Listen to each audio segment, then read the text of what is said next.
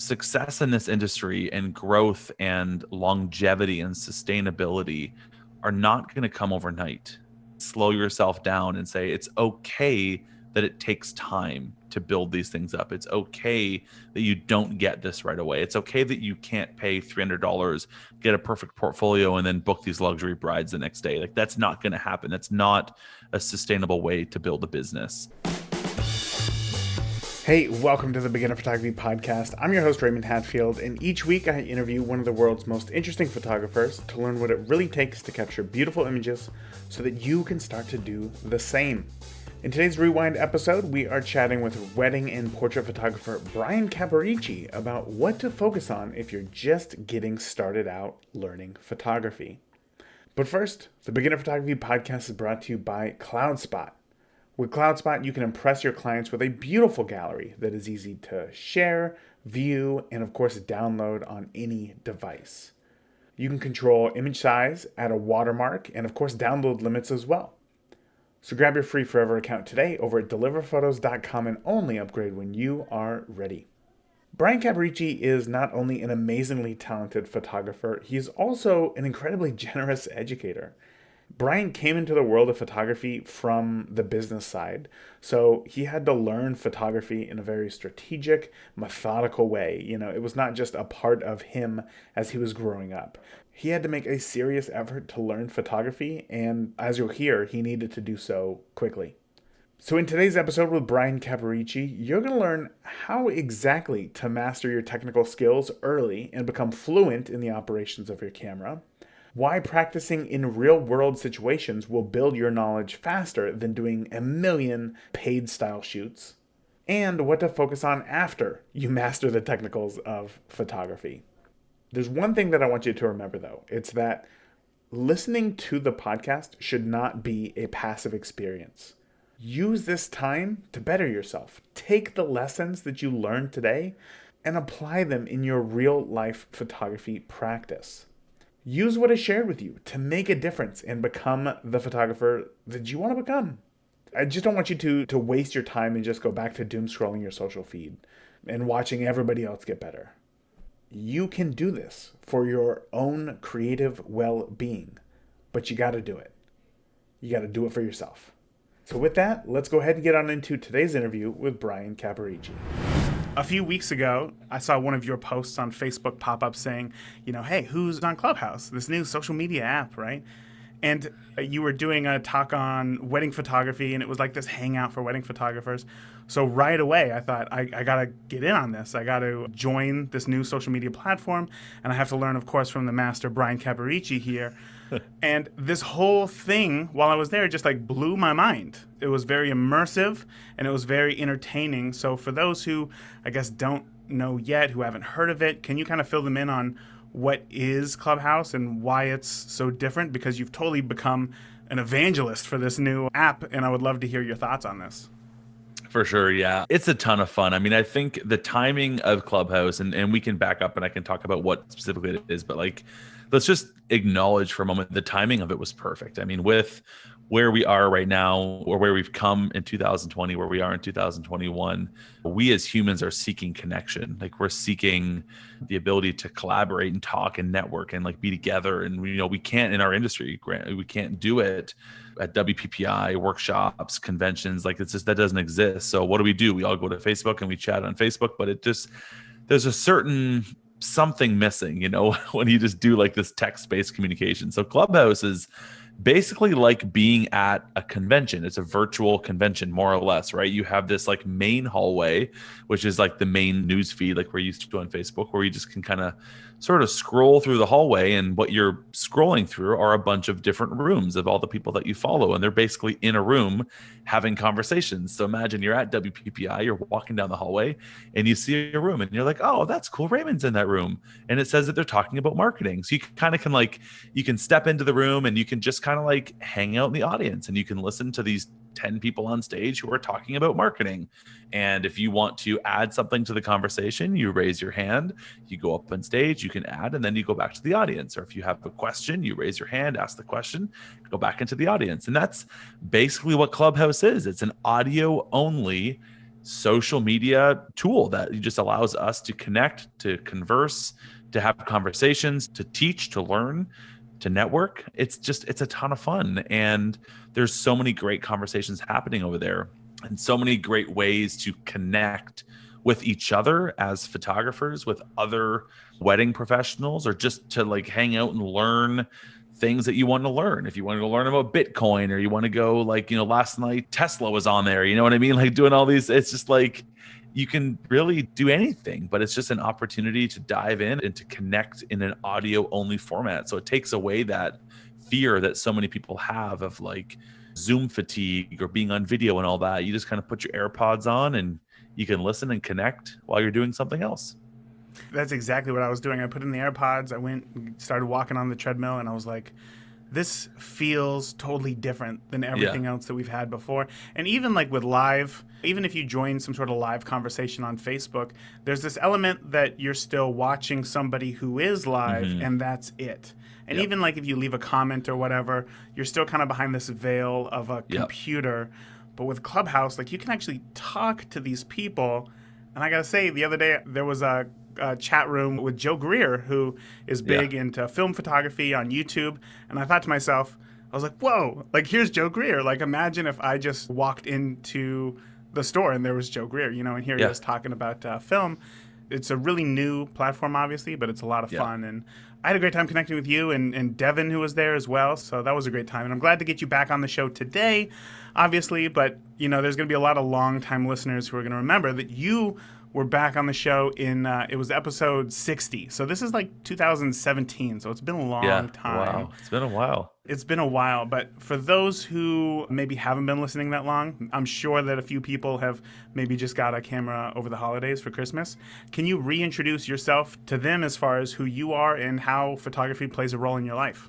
Yeah, for sure. First of all, congratulations on, you with your podcast, Raymond. It's like running a podcast is a lot of work. And I know that because we have a podcast. You know that. You're up to episode 450. Like, this is bananas. Yeah. It's cool and it's fun and it's great. But like, what maybe a lot of listeners don't know is like getting past episode 20 is a huge milestone. And then past 50 is a huge milestone. And then past 100 is a huge milestone. Like 1% of podcasts make it there. So the fact that we had a chance to talk back in 2017 on episode 60, and now we're still talking again today.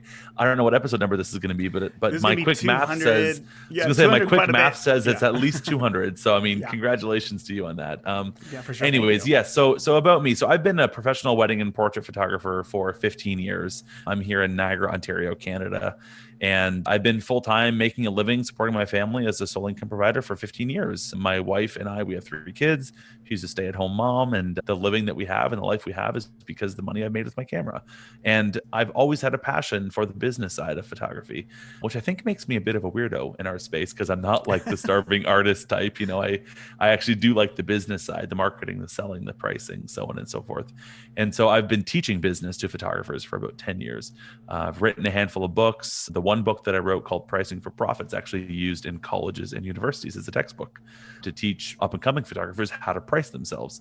So the business side is something I have a huge passion for and I really love. And I love to help photographers because most photographers get into photography because they love photography. Yes. Not necessarily because they're like, oh, I want to be an entrepreneur.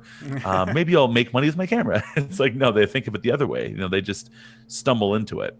So I like to be there to help them, to give them guidance, to give them advice, to give them strategies that have worked because I've been there and I've done it for 15 years. And that all led me about 6 or 7 years ago to start and to be the founder of what's now Sprout Studio. So it's a software that helps photographers run their business. So we give them the knowledge and the strategies and the insight on the education side, but then we also have a tool that they can use to actually execute these things and run their business. So that's me in 60 seconds, Raymond. Man, yeah, you could go on so much longer just because of the amount of accomplishments that you have, not only from your photographic capabilities and the awards that you've won there, but as you're saying, I think helping out photographers now, it seems, has kind of become like your mission, in this past year.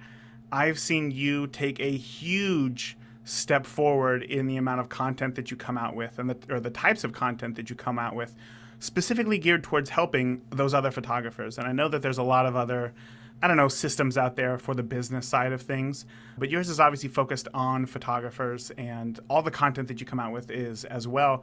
And it's great to see your experience kind of shine through in all of that. But before you got to this point to where you are today, there was a beginning, right? And this, Yes. since this is the Beginner Photography podcast, I want to know more about that. What was it that first told you, you know what, I think photography is going to play a large role in my life here? So the funny thing, and I don't talk about this too much, but the funny thing about my beginning in photography was, I'll back up to, I guess it would have been like 2000, 2005. I was in school for computer science. I was going to university for computer science. And because I was like the computer science guy, of course, like you're the guy that everyone goes to for computer help and questions and whatever, because you know everything apparently. So I actually got a summer job working for another photographer. I didn't know anything about photography. I had no interest. I got a job working for this other photographer who did like gymnastics events. So we would go to different gymnastics events around Ontario, and he would sort of deploy a crew of photographers to photograph the gymnasts on the floors and at the various sort of stations. And then they would all bring it back to me at this like booth that we had set up. And because again, I was the computer guy, this is early days of digital too, right? 2005 was a very different day and age than it is now. So we would basically like single core processors on computers. Oh, it was like it was a insane. Time. Yeah. So back then, for reference, for anyone that we're used to Lightroom and all these things now, that didn't even exist. Like Lightroom wasn't around then. I know it sounds like we actually carved the pictures on pieces of stone. So we used a software called, was it ACDC or ACD or OCD? It was some software like that. The logo was orange. I can still picture it. Anyways, they would all bring them back. I would offload them onto the computers. I would do selections, and then I would get them ready for a slideshow that the parents could then come back and look at the photos. They would pick which ones they wanted, and we would print them on site for them right then and there. So it was like this on-site event photography thing. Again, I was doing the computer side, not the photography side. So my entrepreneurial brain got spinning because I've always been entrepreneurial in my thinking, and him and I started this side company called Memories in Motion. And we did what we call, and we thought we were fancy back then, we called it digital memory preservation, which is so like what a mouthful. But again, this is like early days of digital. So the fact that we could do these like fancy slideshows or these advanced DVD menus with like buttons that you could click to play different slideshows, it was all the rage back then, right? So we did that and did pretty well doing that. And him and I just kind of went two different directions, but I was loving what we were doing. He was always the photography side. I was always the tech side. And so when we split, I was like, well, I want to keep running this company, but I don't know anything about photography. So I basically took over the company. I had a company called Memories in Motion, and I walked into Henry's, a camera store here locally. And I said, hey, so I have a photography business. I need to buy a camera because I don't know what I'm doing. Right away. So that was basically, the start. And then from there, obviously I fell in love with photography through the discovery of it. But for me, I started it as an entrepreneur first because I saw the opportunity. I saw the excitement of running my own thing, and photography just happened to be the space that I fell into. And then over the next 15 years, I've obviously fallen in love with photography and the creative side and the ability to make images and say something with my camera. But I started as an entrepreneur first and then found photography. So it's an interesting dynamic because, again, like I said earlier, most photographers start in the opposite direction, right? Of like loving photography and then wanting to start a business. I was the opposite. Those were kind of like the early days. And I think I attribute that to the success that I've been able to achieve in my own way as a photographer, because, my first year of shooting weddings, I booked 32 weddings. And it's like, and I believe it's not because necessarily I was a better photographer than anyone, even though I think I did a pretty good job as a photographer. It was my marketing skills, my selling skills, just the fact that I looked at what I did as an entrepreneur, as a business person. That's what got me to where I was. So you decided right from the beginning, once you bought that camera, you were like, you had decided to go into weddings at that point, or were you still doing some sports? I did 2 seasons of sports. I did that. And I think I remember one specific time where, so I would do like the team and individual picture where you'd have like a basketball under your arm and be like, cheese. Of course, yeah. And then do that like 5,000 times, like on a weekend. Cause I did all the local basketball, the local soccer associations. We did tennis, we did baseball. I did everything. And then we ended up doing live events and things like that. And it was good. It was fine. I was enjoying it. It was able to help me learn photography and build the business and build the systems and build the team and do all those things. Again, I was like an 18-year-old kid too. So here I was like, holy cow. But I was never fulfilled. I've never been a sports guy myself. And I wasn't really fulfilled creatively doing that because it's assembly line photography. There's nothing wrong with it, but just for me, I didn't love it. So I kind of quickly transitioned away from that and into weddings after like a year or two type of thing. And yeah, that first year of shooting weddings, I booked 32 weddings. So let's talk about that progression for you as far as that learning curve, because I would say, I don't want to get these words mixed up.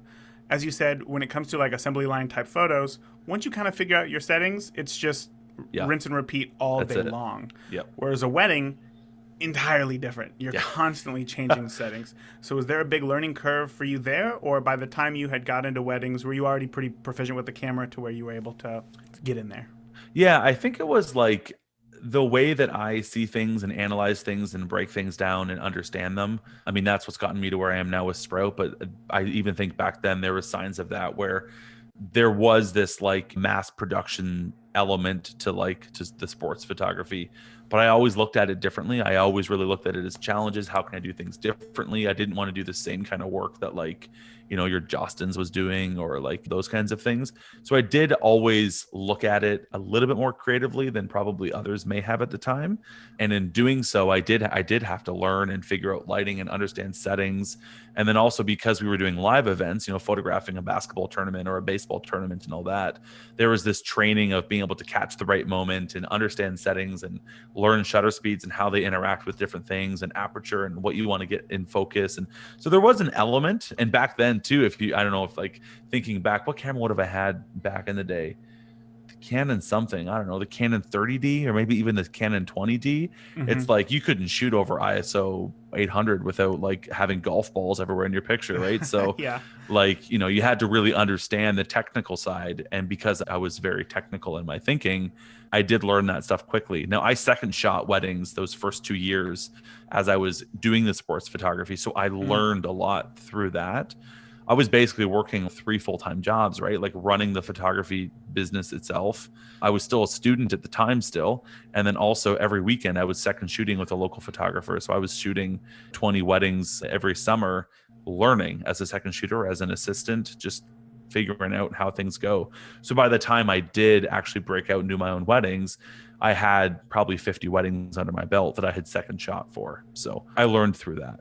Of course, experience. Yeah, that's got to be one of the best ways to learn. I think, anybody can attest to that. We can read books all day on technicals and settings and whatnot, but it's not until you actually get behind the camera and you do these things that you realize, oh, either this works or this doesn't work. Yep. So when you had first went to those few weddings as a second, was there anything that really caught you off guard and you struggled with as far as the photography goes?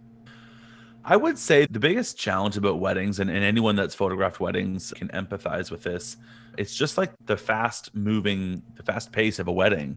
That not only photographically is it constantly changing, right? Like you're in a bride's house and you're in your bio window backlit, and then all of a sudden you're front lit, and then all of a sudden you're this, and then you turn around, there's a flower girl that looks cute and you need to get that shot, and then you go downstairs in the basement and it's pitch dark, and then you got to go up here and do it's like you're constantly changing. So not only is there like continual technical challenges that you have to be able to think about, but it happens like lightning fast, right? Like and then the pace and then the stress at the wedding and things are getting heated and dad's yelling and this and the little girl's crying and like all these things that kind of, for me, that was the biggest thing. It's like I could, and I see this even now in newer photographers, like understanding the technical is obviously that's the first step, like getting over those things.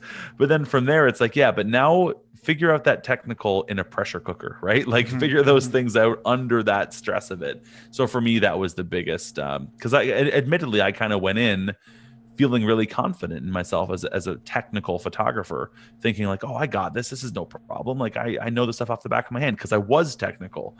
But then adding the pressure to that, it changes the game. So that was probably the biggest change for me. I have a similar story. I went to film school, so I learned all the technicals of cinematography to learn to light for movies. And obviously, in a production, you're going to have all the equipment that you need to be able to light to technically perfect settings, right? Yep. So when I transitioned into wedding photography, I thought, this is easy. Like I've been I know exactly what to do here. I know all the settings that I need to do if it's low light and all this stuff. And that first wedding, I still hate to share the story, but the entire first dance, I shot it at half a second just to make Love it. sure, Yeah. because I was like, I got to keep that ISO low. You got to have nice, beautiful grain.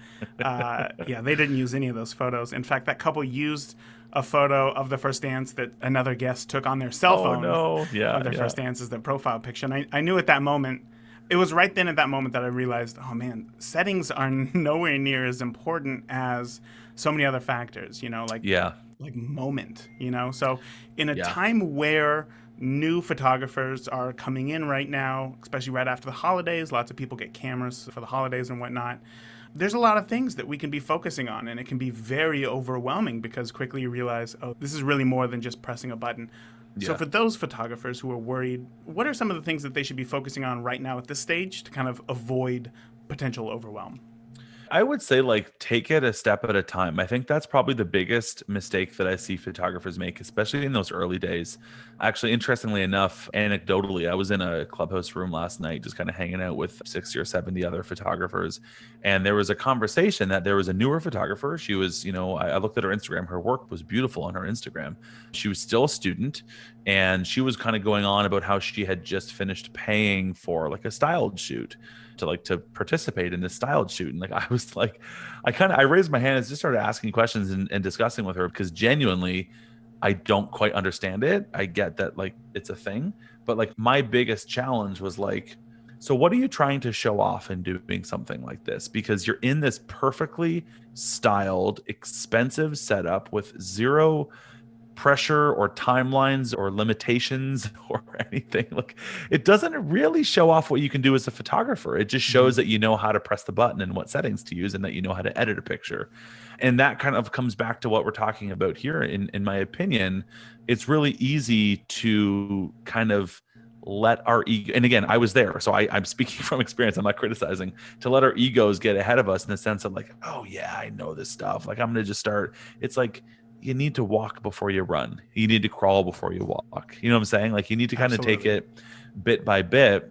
And I think to try and get into like, and even I hear these conversations now where photographers who are so early in their career are talking about ideal client, and that's not the kind of luxury wedding I want to have, and this and that. And it's just like, guys, get a handful of seasons under your belt, just like shooting weddings first. Like you need to understand, because not only there's a couple of paths that I see here. Number one, like we talked about, you have to learn the technical. You need to be able to understand your camera, the technical, the settings, exposure. You need to get that stuff like flawlessly off the back of your hand. With it needs to be second nature. That's the first part. As soon as you get over that, you're in a good place, right? Next, add the pressure to it, right? Now do that in the pressure cooker. So that's the next thing. And then once you can get over that, so you can show up to a wedding and you can technically get perfection. That is like the next step. Now you're into the milestone. You're into this next stage of your growth as an artist, where now you need to stop looking at things as technical problems and start looking at things that have meaning. So how do you look? You talked about moment. How do you look for moment? How do you find nuance? How do you piece together details? How do you compose in a way that has the impact? Like there's all these things. Those are so far away from the technical capabilities that we have as photographers. That's where you become a good wedding photographer, when you can look at things and go beyond the technical. So that would be like the path that I would recommend a photographer going through. And that's why I'm not a fan of the styled shoot concept, because I don't think that it teaches any of those things. It just teaches that you know how to press the button and get the right settings. And yes, you need to know that stuff, but that shouldn't be what you're presenting as your ability as a photographer, because that's not reproducible on a wedding day.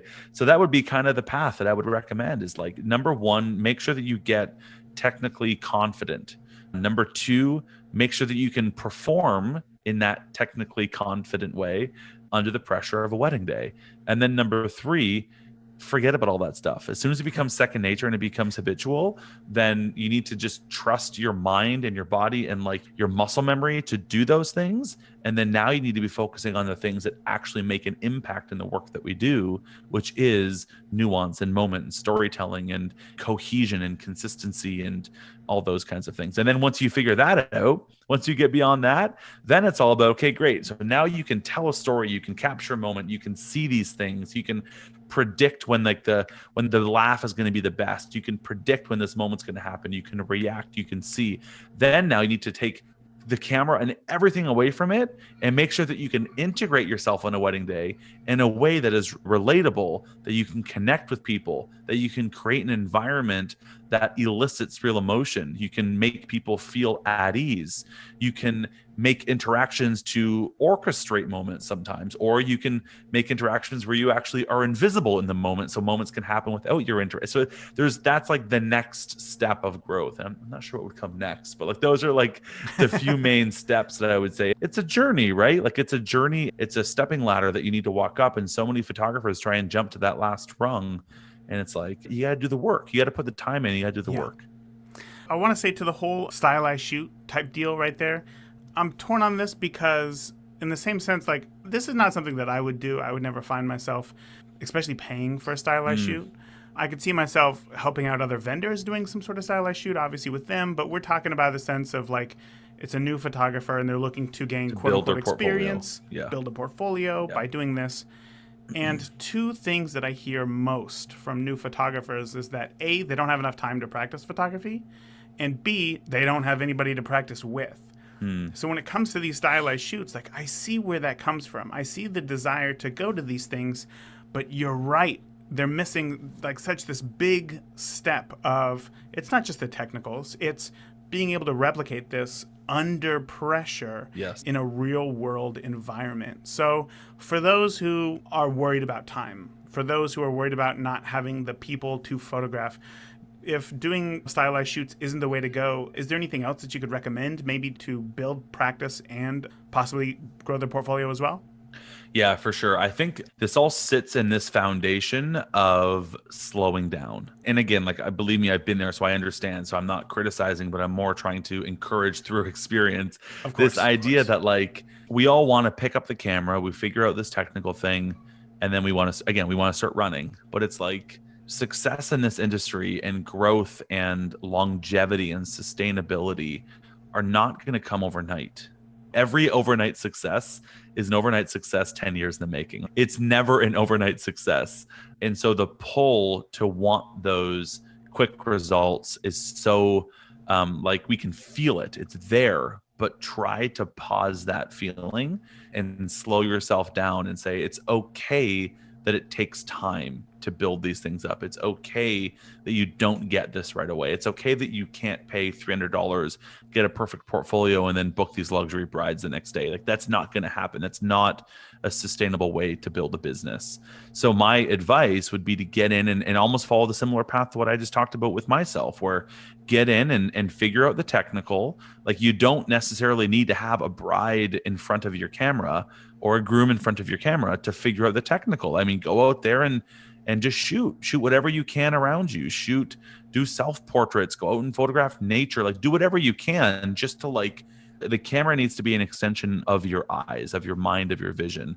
Your hand almost needs to not even, like it needs to be, again, like muscle memory. So whatever you can do just to like put in the hours, put in the time, that's fine.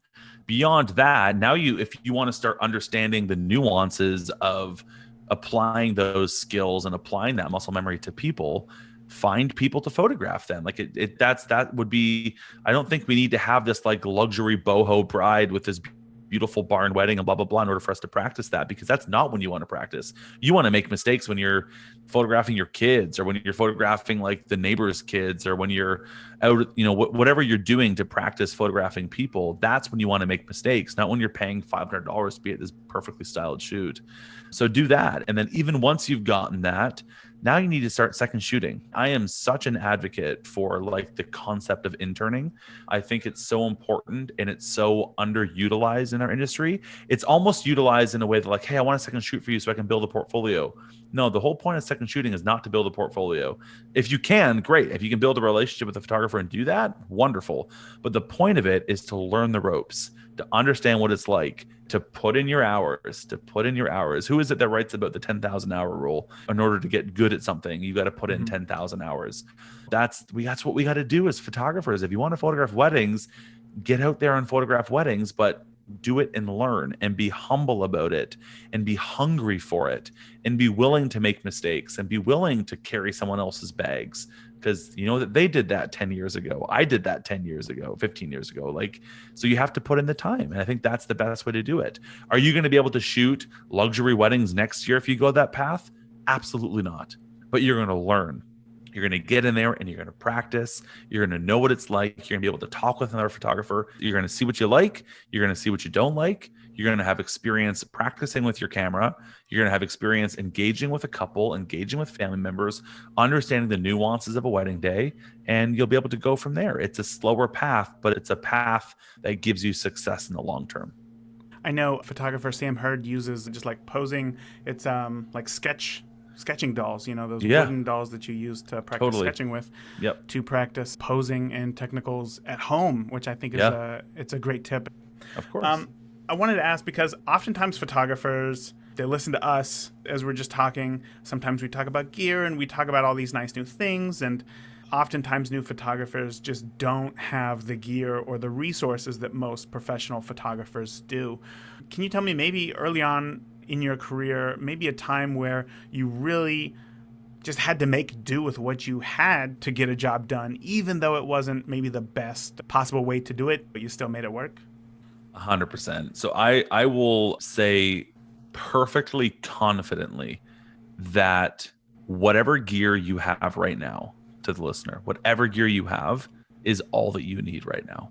And I say that with such belief because it's so easy to be chasing the gear. And look, I get it. I feel it too. And quite honestly, I love buying gear. I really do. But, and I say this with a huge but, huge caveat, I'm able to because I can afford it. And because photography is and has been my career and my livelihood. And I've achieved the financial success in my photography business to be able to say, if I want to get that camera, I'm going to get it just because I want to play around. Now, as a side note, my passion and obsession is film now. So the cameras are much more affordable to get now as opposed to buying like the latest Sony or Canon or Nikon or whatever. But I digress. Whatever it is that you have, like cameras today, even the most like simple, the most basic of cameras are so much more advanced than anything we had even top of the line 5 years ago. Like the $600 camera today is better than the $6,000 camera 5 years ago. Yeah. And if photographers were successful with like top of the line 5 years ago, damn well sure you can be successful with bottom of the line today. So I guess I say that to say, like, don't chase the gear. Don't look for more gear. Learn whatever you have. It doesn't matter what you have because the camera only does what you tell it to do. And so the camera itself is not going to make a difference in the photographs that you make. The most important part, and I forget who it was, it may have been Ansel that said this, but the most important part of the camera is the 6 inches behind it. Yeah. Us, right? You. And so don't worry about whatever you have. If you have a kit lens, perfect. If you have a Rebel, awesome. If you have whatever you have is perfect. If you don't have a flash, no problem. Like, learn with what you have, and it will probably bring you a few years of growth as a creative. Once you start to feel the actual limitation of that gear, when you're like, no, I literally couldn't get this without this next lens or whatever it is, that's when you start to consider. But I'm almost willing to bet that like most of us are not there. Even myself, like I'm right now, I shoot Fuji. Quick side note, I shoot Fuji. I've got the 56 f1.2 and I've got the 50 f2 weather sealed, and I have both for a reason because I use them for different things. Now the 50 f1 came out, and it's like, oh, I'm thinking, oh heck yeah, 50 f1. And it's weather sealed. I'm all about the 50 f1. I'm all about the f1. I'm weather sealed, beautiful. Okay, bokeh. All right, the bokeh balls are like 0.00001 millimeters bigger, so it looks a little bit more sexy if you do a direct side-by-side studio comparison, which we never do, by the way. So I'm trying to justify whether I just sell both those lenses and get the one. And yeah, I mean, like, that's easy to justify. Wow, you know, I probably would save a little bit of money, and then we go through these stories. I don't need it. I'm not gonna make a difference. I don't need it. Will I do it because I want it? Maybe, but I'll only do it because I can afford it, not because Mm-hmm. I'm not going to go and get a loan for it. I'm not going to go and not pay myself this year because I need to make that move. And I do see that. I see so many photographers that are like they don't pay themselves because they just keep spending money on gear. And it's like, man, if you look at your chart of accounts at the end of the year and if you've spent more on gear than you've paid yourself, there's something wrong, right? So Sure. I guess all that just to say, like, don't worry about the gear, man. Like, just do whatever you can, shoot with whatever you have. If you have an iPhone, use that, learn on that. You can probably spend a few years mastering the art of photography on just your iPhone. Mm-hmm. Now, I'm not Mm-hmm. saying you're going to go shoot a wedding with it, but it's like we're talking about that growth, right? As an artist, as a creative, and then as an entrepreneur, you can get pretty darn far with like the simplest gear. So don't chase gear. I was in the same boat as you with the 56 1.2, and then I realized that just like the size of it, I didn't want to use it like around the house and just photograph my kids Yeah. because it was just kind of big and cumbersome. And then I played this game with myself that was like, I could get the two, but is it going to be as good? You know, how much Right. light am I going to be Yeah. losing? But at the end of the day, I mean, none of that stuff matters. No. It's like what is it? It's like 2/3 of a stop that you're losing. It's not much at all, No. and then it's much smaller. And the fact that now I just shoot more with that 50mm f2. And even Yeah. though on paper it's a technically inferior lens, it's nowhere Right. near as good as that 56 1.2. It enables me to shoot more, which ultimately is what That's we it. want as photographers, right? So as 100%. long as you got what you need to shoot, that's all that you want. Now, I want to get back to this whole film thing that you're doing right now because, as you said, you've been shooting for 15 years. You've been doing this. Now that you picked up this film camera, I want to know, like, is there a goal to it? Is it strictly a creativity thing? And if it is, what are you trying to express? Does any of this make sense? Because once Yeah. again, on paper, there's no reason why we should be Sure. buying No, film cameras. 100%. Yeah. 100%. I mean, and this is the funny part is like my trajectory or the path has, if you follow all of it so far, I mean, I got into it because I wanted to be a business person, not because I wanted to be a photographer, right? Like you follow all of it, it's literally like ass backwards from what like you would typically do. So at the time when I first discovered film, which is about 2 years ago, I had never shot film before. Never. Like, even, I mean, maybe when I was a kid, I'd grab my parents' point and shoot, but it was never Of like course. shooting film. Never right? with intentional. Yeah. I've never shot with film. So it's like, yet at the time for 13 years, every single time I had shot, every time I had picked up my camera outside of like just documenting my kids, I'm being paid to do it. Like I'm being paid to be a photographer and I'm always shooting for other people. Now I built my business to a point where I got to shoot what I wanted to shoot and how I wanted to shoot and people paid me handsomely for it. So that's great. And I'm very grateful and thankful for that. But I never had this opportunity to like explore photography for me. Never, never. I've always been a full-time professional photographer. The camera is what puts food on the table. And so when I first got this like little intrigue of film, I was like, oh, this is different. And then just like having a camera and like being intentional by choosing a film stock and then physically loading it into a camera and just this whole like mechanical process with winding the film and doing all these things. I develop all my film too. I do darkroom printing myself too. So doing all these things. You dove right in. Oh, I mean, dove right in. But like being involved in a very tactile way gives me a different way to see, learn, express through photography that I'd never had before. I'd never explored that before. And then even going beyond that, like the story, like the permanence, the story of shooting on film, this idea that like when you press the shutter, this piece of emulsion changes forever. It forever is impacted by the light that exists in this very split second of a moment. It's 1/500th of a second.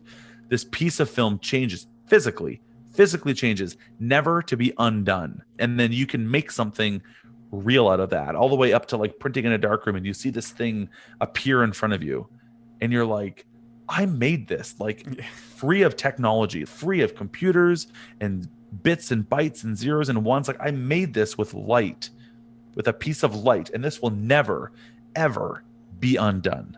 Like that is just a beautiful way of seeing what we do. And so I'm not doing it for clients. I mean, I've done it. I've actually had quite a number of clients that have like seen my own exploration of it on the personal side. And they're like, yeah, we want you to shoot film for us, which is like cool because it's now seeing a side spill into like my professional work. But I'm just doing it for fun and because I really enjoy it. And it gives so many other ways to explore. I mean, you can buy cameras for like a couple $100s, like really good film cameras for a couple $100s. Yeah. And they're a freaking blast to play with. So like, it's great. It fulfills a different side of me that I otherwise just didn't have digitally. It's interesting hearing you say that because I hear new photographers speaking about their brand new entry level like digital cameras in that same way. Like, oh, it's this new creative passion because oftentimes, you know, when you get that camera, you're not coming from a world of creativity, Right. which you have. So I love hearing that passion come back into you and that excitement. 100%. That is so much fun. That's it though, right, Raymond? Is like it reignited this fire that I had because I've been a full-time professional photographer for 15 years. It reignited this fire that, like, admittedly after 15 years, like, not that I got tired of photography. It's not that I felt uninspired, because I love what I do and I love to photograph for my clients, but like for my own creative pursuit, it reignited that amateur mindset again in me. Yeah. And I haven't had that in 15 years. So it was just, it's been such a joy to continue to explore that.